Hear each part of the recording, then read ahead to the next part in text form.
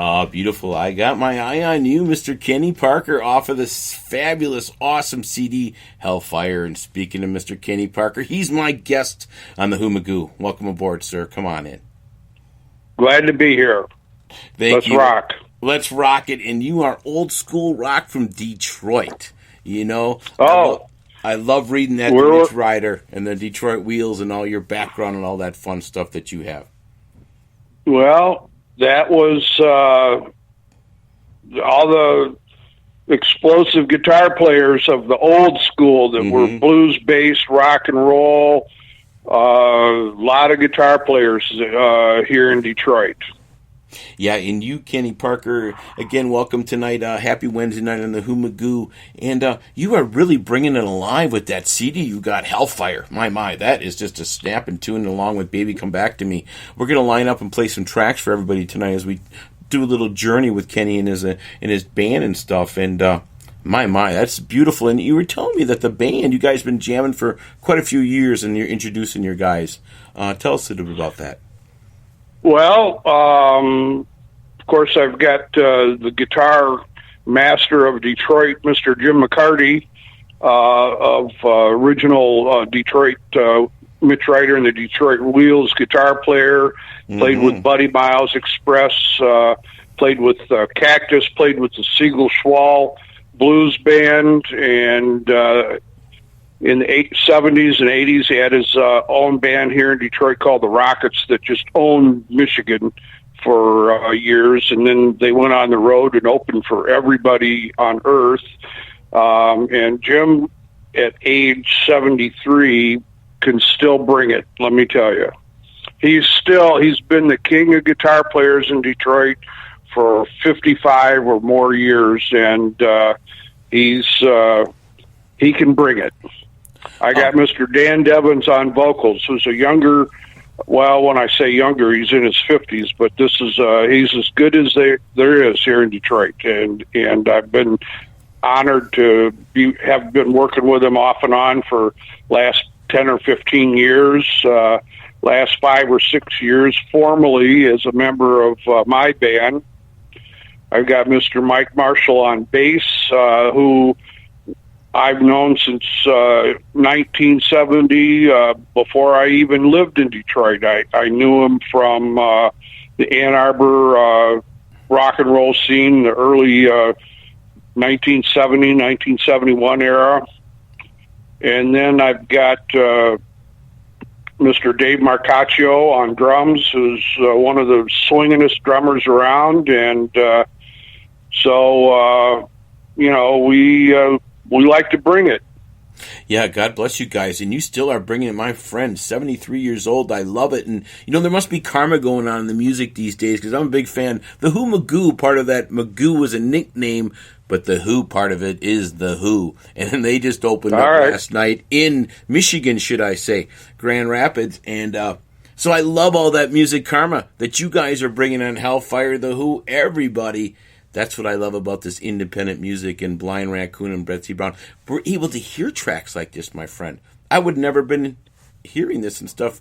I'm getting it through Betsy. It is just a jam. My relationship with Betsy has been one of the most fulfilling things I've ever done. She's really delivered the goods, and man, I couldn't be happier than what she's been able to do promoting this record. Yeah, and I'm just thinking about the rockin' and that you guys are still bringing alive in Detroit, and so many other people are still doing it out there. And this is what this show is all about, to bring this out to everybody and hear this. And then so inspiring to hear you and your friends and your buddies from way back still rocking the blues and getting it together, and now bringing this through this awesome technology. This show will all be available right after this, iHeartRadio and everybody to hear. And again, Hellfire. And get out there and buy that CD for everybody. Tell us about the tune that I want to play right now, Baby Come Back to Me. That is just a fabulous tune. Well, Baby Come Back to Me, I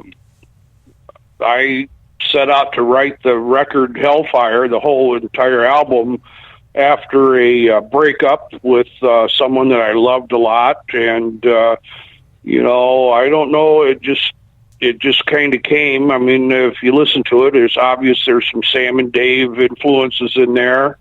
And as I was writing it, I was kind of cognizant of a little rare earth, influence. But the lyrics were inspired by, certainly not literal, but inspired by the way I was feeling after this breakup, and how the chord changes and all that came about. They just came. And it's one of the, it's one of the kind of most different songs I've ever written, and one of the best songs I've ever written. So I'm real proud of that one and the way it came out. It's catchy right out of the way, and one of the things I like to do on the show here is we're going to play the music right off the bat as we chat a little bit as I intro this stuff, but it does got that old school catch, and again, I could hear that when I heard your stuff right off the bat, when music, to me, was music in the 70s, 80s, created what you guys are doing today. Oh, let's not forget the 60s. Of course, the 60s. That's right, you are a big Beatles, The Who, the Stones, all of that, and when they call the Rolling Stones the blues band, I can hear all that stuff that you guys are playing, too. It's just living and live. I think of the Rolling Stones as a blues band, and to me, they're the most, even though they're British, they're the most American of all the rock and roll bands, at least in the way they sound. That's they show their love for America in the way they've turned it out over all these years. Oh, yeah. I mean, Buddy Guy. They're playing in the Buddy Guy. The Blues is Alive and Well Grammy CD. Oh, yeah. Year. Cognac. And then Mick Jagger is on the harmonica. So, and again, that's all Betsy Brown, too. And I'm blessed to play that in Magoo. But, yeah, that's what I'm getting at. Your jams are still bringing all that alive. And again, I'm just so blessed. And let's do it right now. Baby, Come Back to Me. Do it. Parker. Here we go. Rock on.